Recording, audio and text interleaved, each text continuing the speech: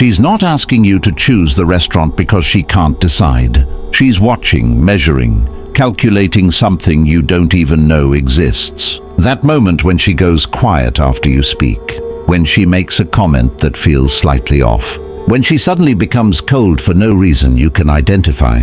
You think it's mood, you think it's hormones, you think maybe she's stressed or tired or testing your patience. You're wrong. What you just experienced wasn't randomness. It was a precision instrument calibrated over millions of years of evolution. A silent examination designed to determine one thing: whether you're the man you claim to be or just another pretender wearing confidence like a costume. And here's what no one tells you. You've been failing these tests your entire life.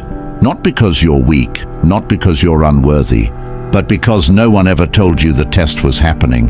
Every woman, every single one, has a hidden examination she runs on every man who enters her orbit. It operates below her conscious awareness. She doesn't plan it, she doesn't script it. It simply emerges, an ancient protocol written into her nervous system before language existed. And in the next few minutes, I'm going to show you exactly what this test looks like, why it exists, and how the top 1% of men not only pass it, but use it to become the only man she truly respects. But first, you need to understand something that will fundamentally alter how you see every interaction with women from this moment forward. There are 3 phases to every female test. Miss the first one, and you've already lost before you realize the game started. Fail the second and she'll keep you around but never truly want you. But pass all 3 and something shifts in her, something primal, something she can't control. And the moment you believe you've passed and can relax, that's precisely when the real test begins. Most men exhaust themselves trying to prove their worth. They chase, they explain, they justify their existence in her emotional space. And every single one of these behaviors registers as failure. Not because she's cruel, but because the man who needs to prove himself has already admitted he doesn't believe in his own value. The question then becomes, what exactly is she testing for? Phase 1, the provocation. This is the most common and most misunderstood form of testing. It looks like an insult disguised as playfulness, a criticism masked as observation, a comment designed to destabilize your emotional state. You're probably just like every other guy. I bet you say that to all the girls. You seem like the type who can't handle a strong woman. The ordinary man hears this and responds in one of 2 devastating ways. Either he defends himself, explaining, justifying, proving, which immediately positions him as subordinate, or he attacks back with hostility, which proves he's emotionally unstable and can't handle pressure. Both responses fail. Both responses reveal the same thing. His emotional state is controlled by external input. The man who passes this phase does something counterintuitive. He doesn't react at all, or he responds with amused detachment, not coldness, warmth mixed with unshakability. Maybe I am. Guess you'll have to figure that out. I actually only say that to women I find extremely boring. Notice what's happening. He's not defending. He's not attacking, he's playing. He's showing her that her words don't penetrate his sense of self, that he's so grounded in his own reality that her provocations become entertainment rather than threat. This is phase 1, and most men never make it past. The science behind this is fascinating. When you defend yourself, cortisol spikes in your system. Your body enters a stress response. Women are biologically attuned to detect this shift. Not consciously, but through micro-expressions, voice pitch changes, and subtle body tension. You think you're hiding it.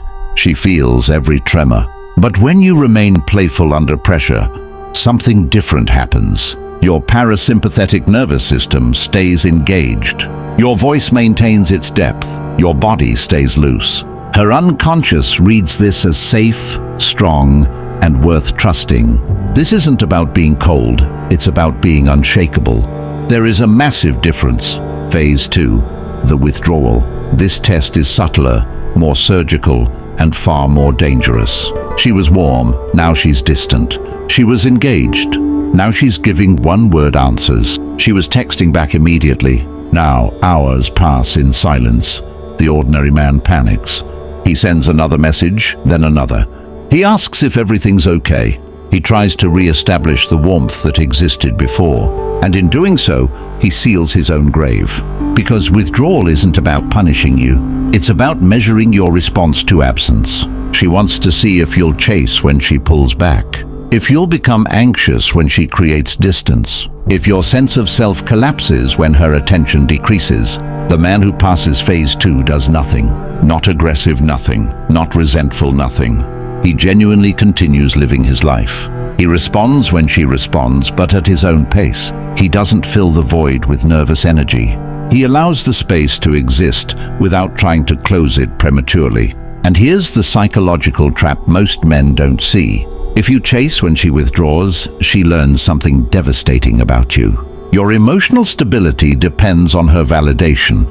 From that moment forward, she knows she controls the frame. She knows that whenever she needs to regain control, all she has to do is pull back. The man who holds frame during withdrawal doesn't just pass the test. He inverts the dynamic entirely.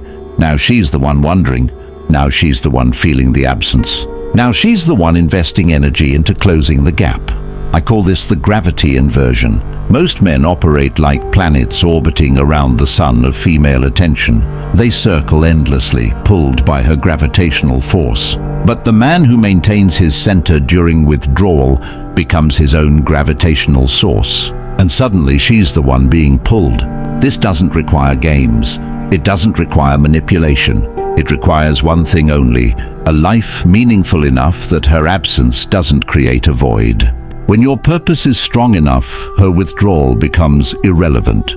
Not because you don't care, because your care has context. She matters, but she's not everything. And that difference is the difference between attraction and obsession, between her losing interest and her leaning further in. Phase 3. The contradiction.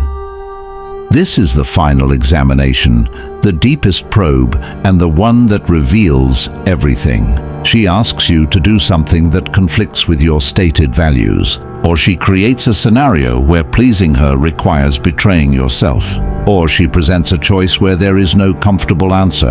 I want you to tell me what I really think, but be nice about it. I need you to prioritize me, but don't cancel your plans. I want someone who takes control, but also listens to what I want. The contradiction test isn't designed to be solved. It's designed to reveal who you serve, her or yourself. The ordinary man tries to find the answer that makes her happy. He twists himself into logical knots. He abandons his position to reach hers. He becomes a mirror reflecting her desires, rather than a man standing in his own truth. And she feels it not consciously, but her nervous system registers that this man has no center, that he will say whatever she wants to hear, that his words mean nothing because they change based on who's listening. The man who passes phase 3 says something dangerous. He tells the truth, not aggressively, not to hurt her, but he refuses to abandon his position simply to maintain harmony. I'm going to tell you what I think, and you might not like it. That's the only way I know how to be. I'm not canceling my plans, but I'm here now fully. I'll lead when leadership is needed, but I'm not deaf. I just don't negotiate with my own values. Notice what he's doing. He's not compromising his values to please her. He's not attacking her for having contradictory wants. He's standing in reality and inviting her to join him there. This is the test most men never see, and it's the test that determines everything. Because here's what the contradiction test really measures: your relationship with yourself. The man who bends to please has a transactional relationship with his own identity. He's willing to exchange pieces of himself for approval, and every exchange weakens him further until eventually there's nothing left but an empty shell that mirrors whatever it thinks will be rewarded. The man who holds position has an unconditional relationship with himself. He's not for sale. His values aren't leverage, and paradoxically, this is what makes him invaluable to her. Because deep down, every woman knows. The man who won't betray himself for her approval won't betray her either. His word means something. His presence means something. His commitment means something. Why does she test it all? Understanding this transforms how you respond. A woman's attraction system is fundamentally different from a man's. Male attraction triggers quickly, visual assessment, immediate response. But female attraction builds over time through a series of emotional checkpoints. Each test she runs isn't separate, it's cumulative. She's constructing an emotional profile of who you really are, not who you perform to be. When you pass a test, you don't just avoid failure. You add a layer of psychological weight to your presence in her mind. Become more real, more solid, more unforgettable. But when you fail, especially repeatedly, you become transparent, lightweight, forgettable. This is why the same man can feel magnetic in one interaction and invisible in the next. It's not his looks that changed. It's not his words. It's his response to pressure. The man who remains unchanged under provocation, distance, and contradiction becomes something rare in her experience. He becomes